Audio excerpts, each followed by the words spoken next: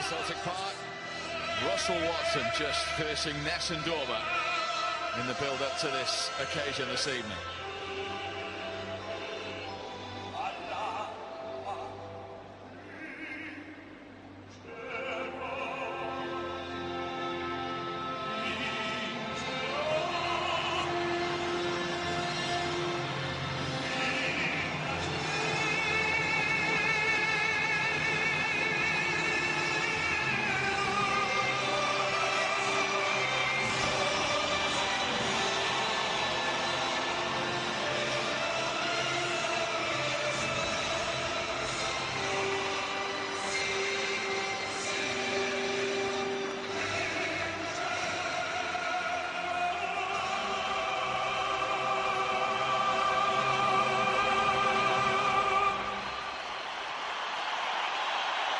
Well, that's not bad for starters.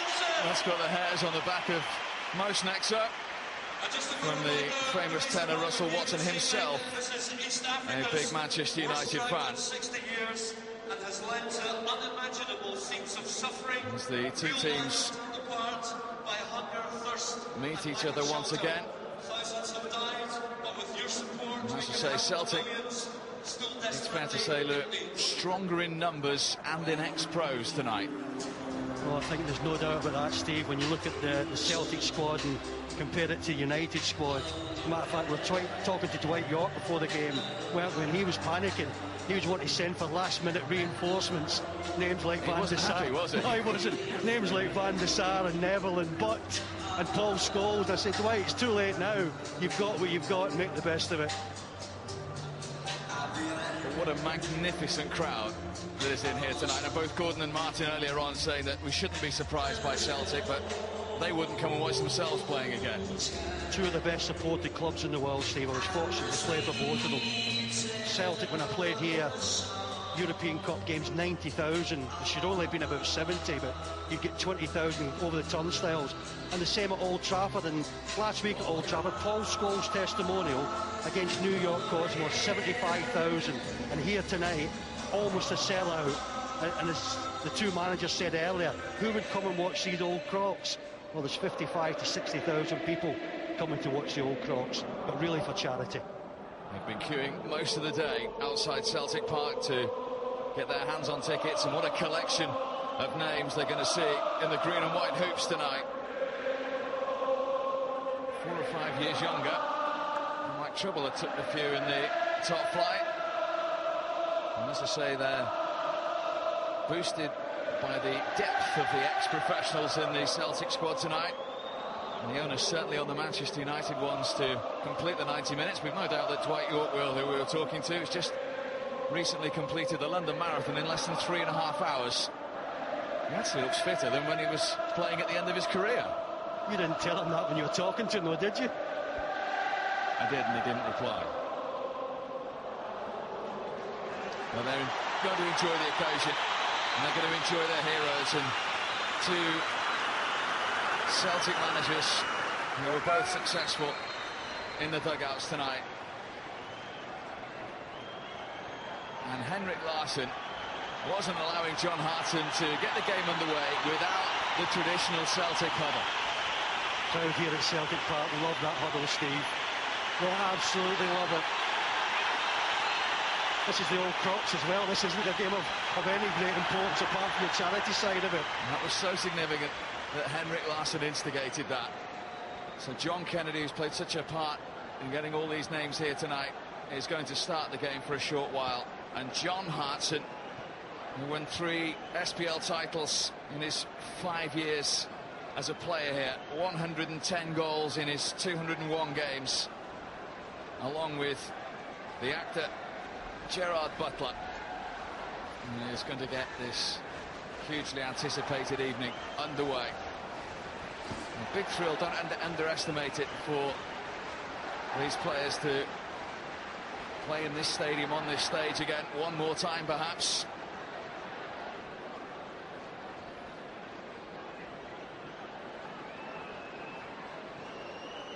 And whilst it will be entertaining, talking to a couple of the players earlier on, it will be competitive. Now, Manchester United tried the old trick of starting with 12, but Simon Webb has to depart.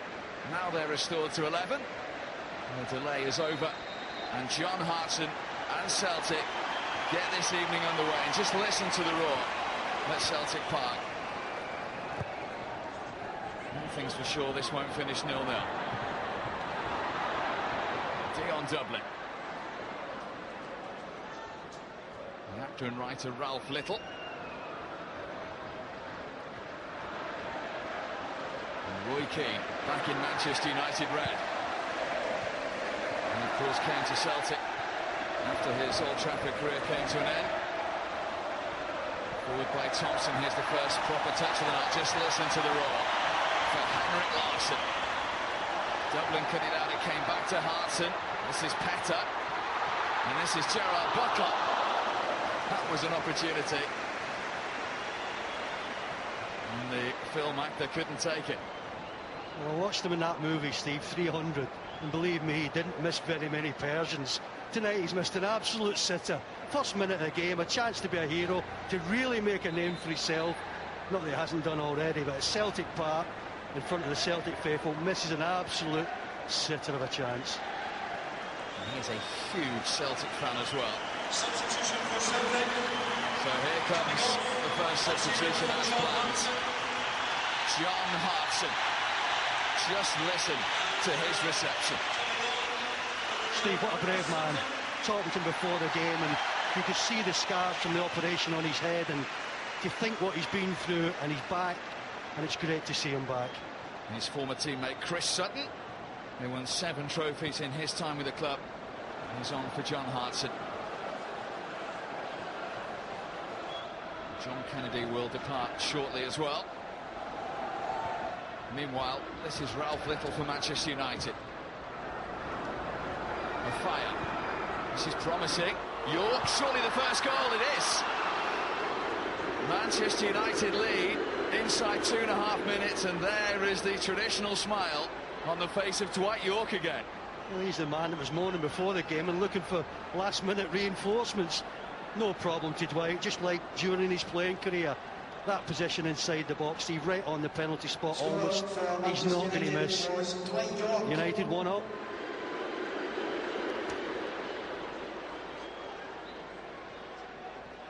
there's no way Dwight York was going to miss that. When that ball landed at his feet, what, 12 yards out, he was bound for the back of the net. The man who scored 47 league goals in his time at Old Trafford. He won the treble in his first campaign. Sets us off on the scoring tonight. Pete Riley, the lead guitarist of the Scottish band The View, with the ball into the penalty area. Fortune didn't see him play centre-half too often in his competitive career. That's where the South African is from the start for Manchester United tonight, alongside Dion Dublin.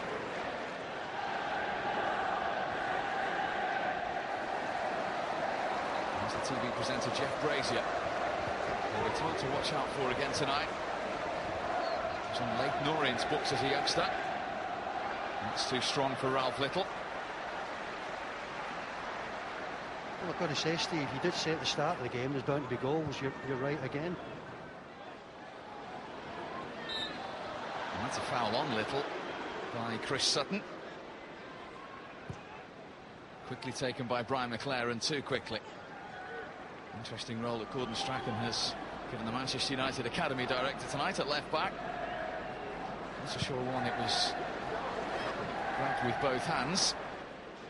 Well, that's not a position he's used to either. Neither the two central defenders. Quentin Fortune, midfield player. Dion Dublin, centre forward.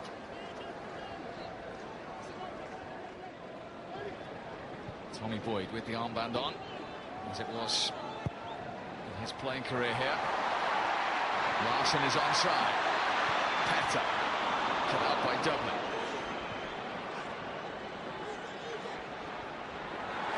I'm not so sure the night will be a 100% success unless Henrik Larsson scores at some stage in front of these Celtic supporters. And you would be a brave man to bet against that.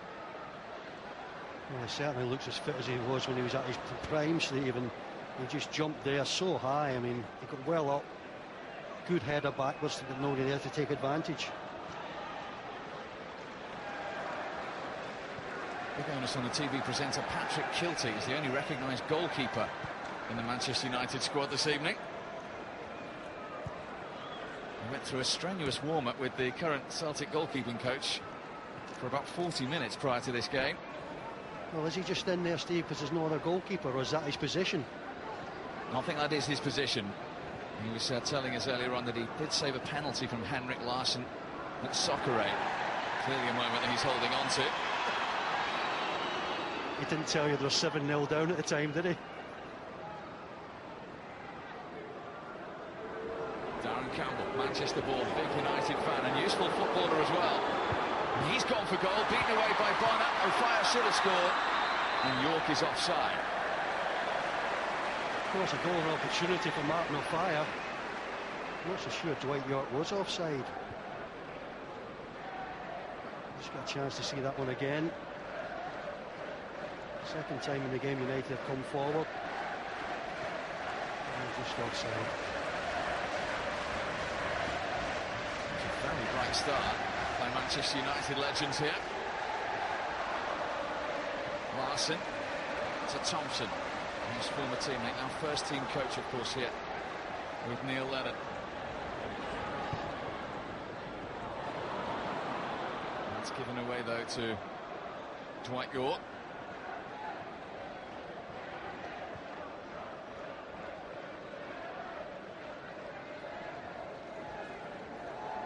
Keane, quickly closed down by Sutton.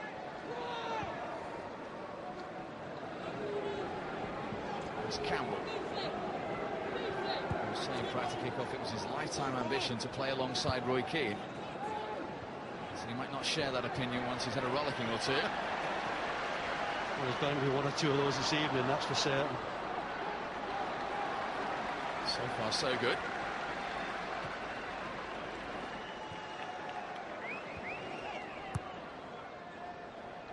Sutton.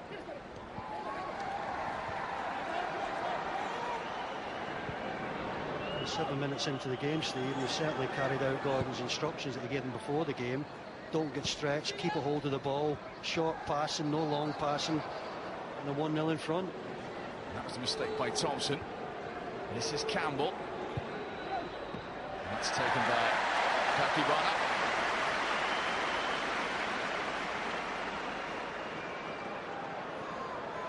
Cross there from Darren Campbell, just a bit too close to Paki Bonner. 51 years young, the Celtic goalkeeper. Forward by Butler.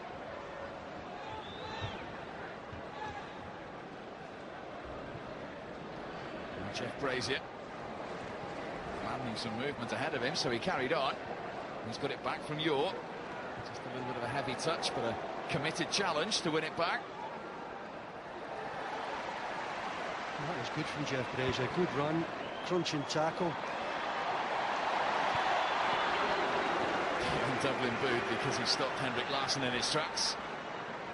Jeff Brazier was a youth team player at Leyton Orient for 3 years as a teenager before he suffered an injury which didn't lead him down the professional path.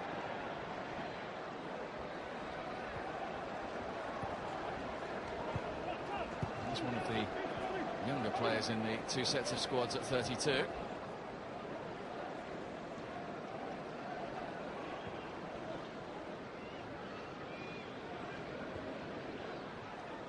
Sutton, Larsson, Petter, Nicky Byrne of Westlife. Another committed challenge, but a fair one by Ralph Little. It's amazing when you get these occasions, that when that whistle goes, the competitive edge that comes out not only in the past players but also in the celebrities who are so thrilled to pull on the shirt of their club. Well, just watching Ralph Little there, Stephen, with his left foot, cool as you like, stroked into the centre midfield, looked for the ball back. It didn't come back, but he looked an accomplished player. Keane has found Webb. That's a very good interception again by Paki Bonner. Well, perhaps didn't expect to be this busy in the opening 10 minutes. Well, that cross from Neil Webb looked destined for Dwight York at the back post.